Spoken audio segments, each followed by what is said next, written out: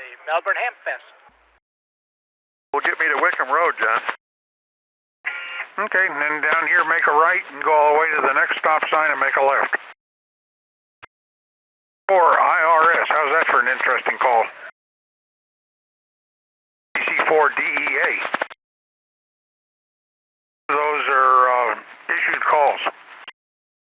Turn left here, Hickory. It's back out there. Provider up in Canada, and his call SP. He enjoys climbing towers. Wickham Road from here, so that shouldn't be too far. Hey, this is going to be your little tower. Shame I don't have some of the pictures from NR4M. First real RIDI contest I got on after I got back in. 6 over 6 over 6 on a 200-foot stack for 10. Most of the stuff I did there was on 160. Torn his station apart, hadn't he? He's either getting tired of it or getting out of it, or his wife is tired of having all the guys hanging around, or who knows what. I'm not quite sure, but he's pretty. JA got in a real nice big multi and maybe 3 years, 4 years, bailed out. Well, there's times I think about doing that too. It's kind of frustrating, all the questionable personalities I run into. Let's put it that way. Personalities that attract them. Oh. And I worked another good one on 30 recently. Feel bad telling you I worked the H40 on 160. I think I told you a short phrase. Second word was you. Yeah, oh well. Worked a new one on Moonbounce. I don't even remember who it was now. Who was it? I can't even remember. But my 2-meter total is getting bigger than my 6-meter totals. I don't want to run into a lot of rush hour traffic down there. We don't want to leave too early. Isn't today Friday, so it'll be Saturday rush hour? We don't have to worry about that, do we? Station in South Carolina that I carried for about 80, 90 minutes. Just nice, quiet jazz. Next station I found was old country. Not the whiny country, but 50s, that type of country was enjoyable. I enjoy driving through some of the older bluegrass type stuff and whatever, the old stuff. And I drove up to Tennessee, to Nashville, by going up 95 and then over 40 instead of going up through Atlanta, because every time I wind up hitting their rush hour traffic in the afternoon, and that's a pain in the butt. So I went up and across 40, and I had. I forget to go to AM occasionally. I'll write it down so I don't forget, but I'll write down where you're staying, and I can just come out and wait for you out there. We'll pick a time, and I'll be there. And now we can head down from there. And then it's literally right at the end. Well, there's no sense you driving the other way. I might as well drive out. I can leave my car there. If we put his address in, there might be a better way to come up with the trailer and get off somewhere else instead of driving all up US 1. There's probably 4 exits up. Because it was a ways. It was, what, 20 miles north? 20 miles. It's the one past it up here. Light. I'll wait for. The hitch has a little bit of an upward. I do have 2 of the straps, ratcheting straps that are pretty good size that we can pull with as well. Got a good strong signal here.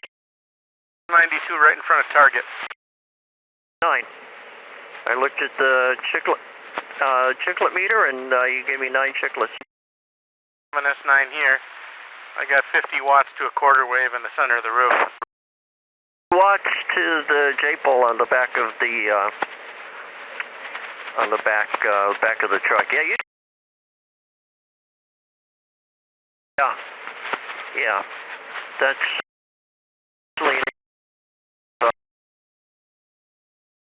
Well, it's an NMO mount, and I'm not. The NMO mount is dissimilar metals. I think it's stainless to aluminum where it bites in the ground there. Anyway, so very good.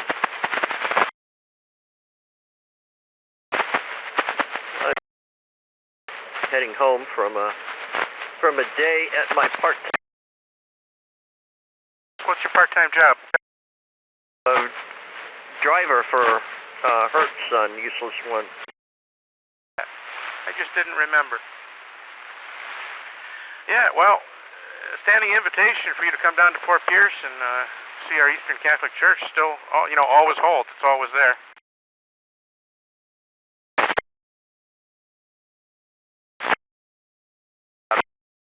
In fact, we got a notification of something coming up, and I forget.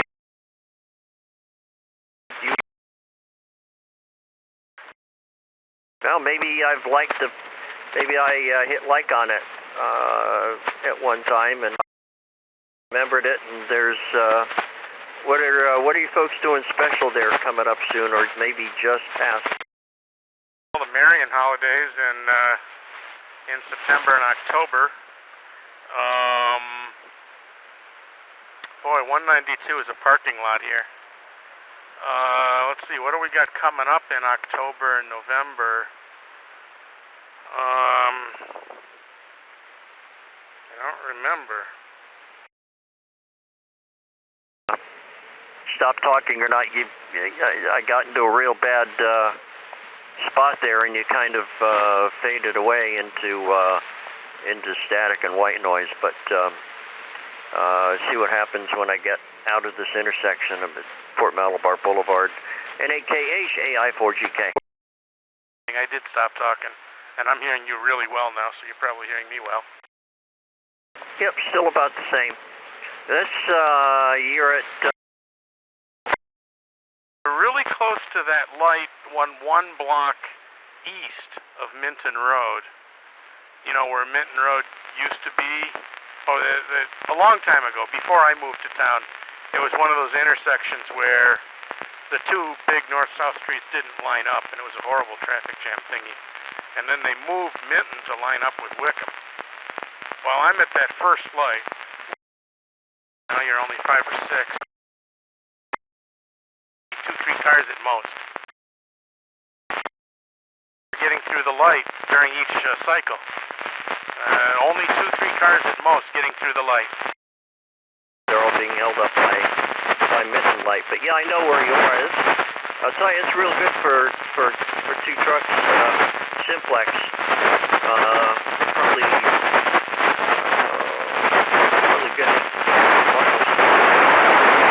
Yep, I don't know what it is, but you're getting a little bit noisy here, and we're getting really heavily rained on.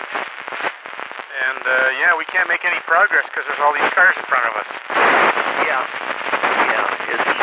that's when the traffic's built up. That's a real bad light to try and get through. Those 2 lights coordinated better. Do you know anybody that has anything to do with light timing in Melbourne and Palm Bay? That one would be operated by the county. That would be a county light. And I don't,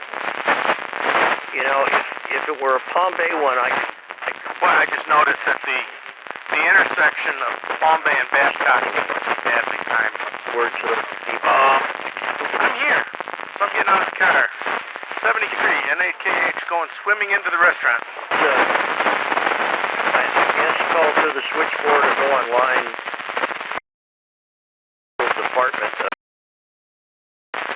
maintenance.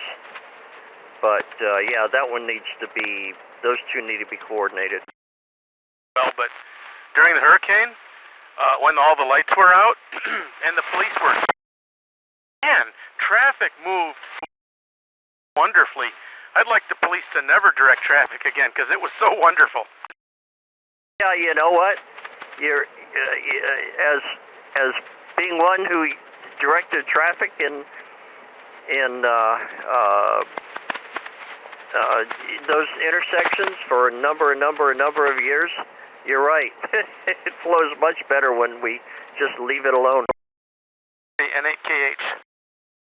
N8KH AI4GK Mobile. Hold on just a second. John, are you there?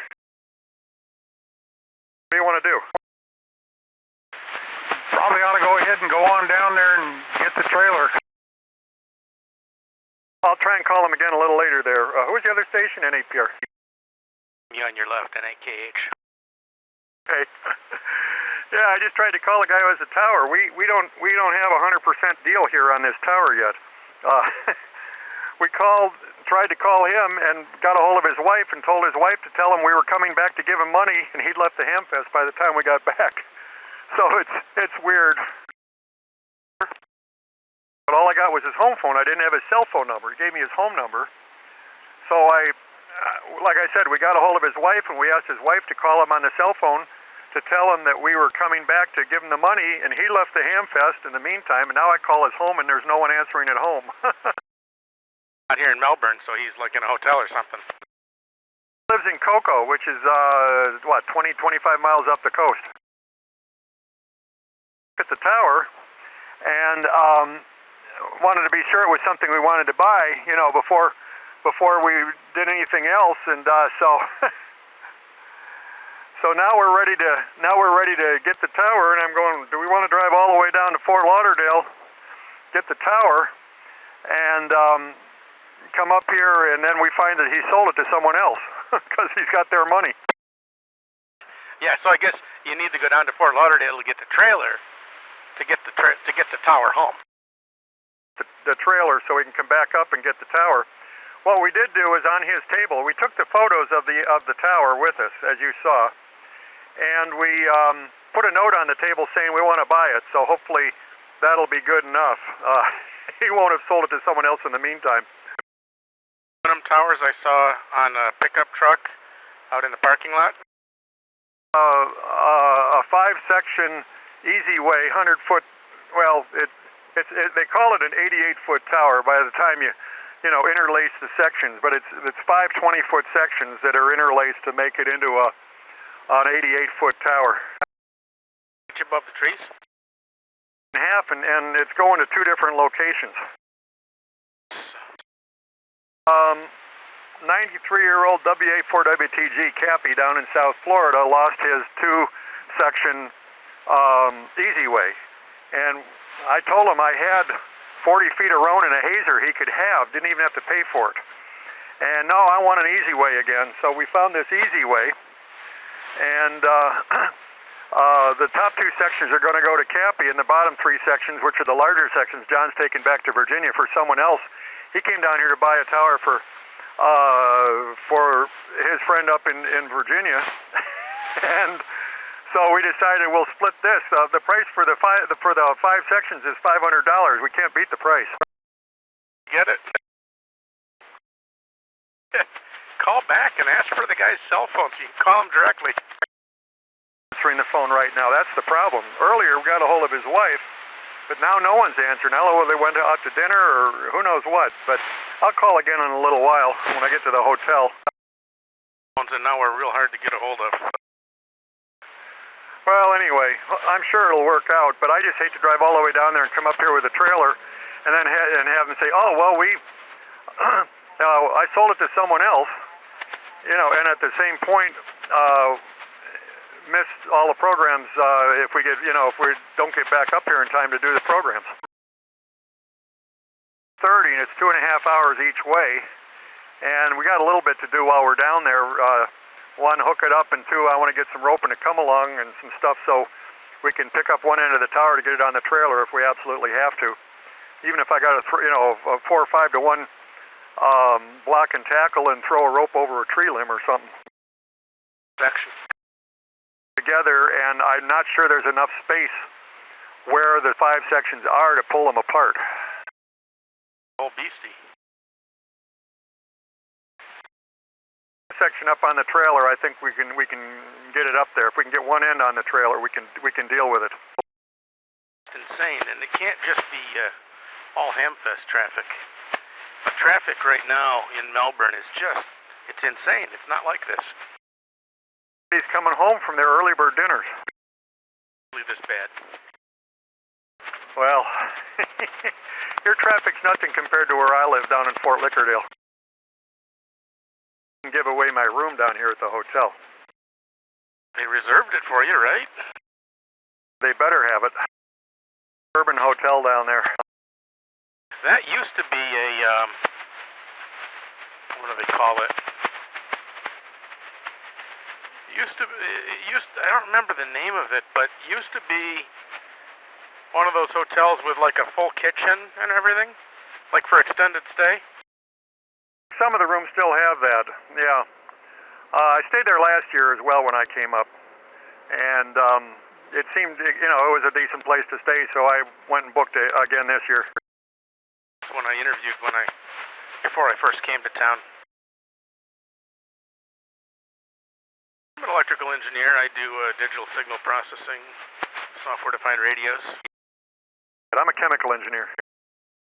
Well, you get to do, you work in the petroleum industry? What do they do in what down in Fort Lauderdale needs chemical engineers? I know what you all do in Houston, but I don't have any idea what kind of chemical engineering jobs might be in South Florida.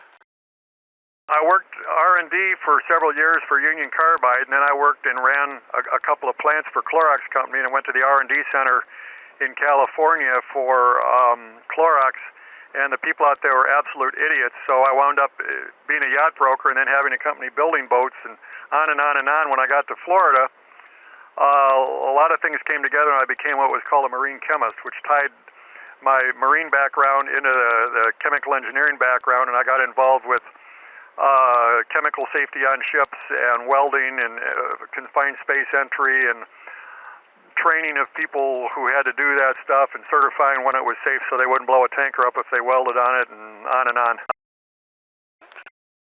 I know it firsthand that I stopped people from doing stupid things that were about to happen. Right.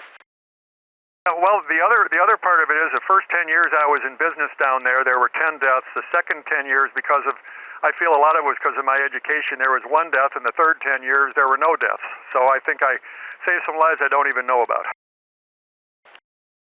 I did training for Coast Guard, Navy, Marine contractor, civilian contractors.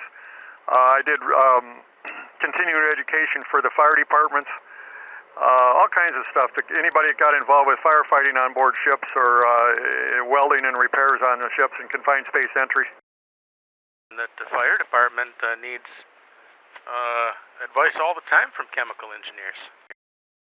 Education course for about 400 people down there, 400 guys in the fire district, 200 at a time, 4 hours each. And I asked them all a question, and not one person of the 400 could answer the question.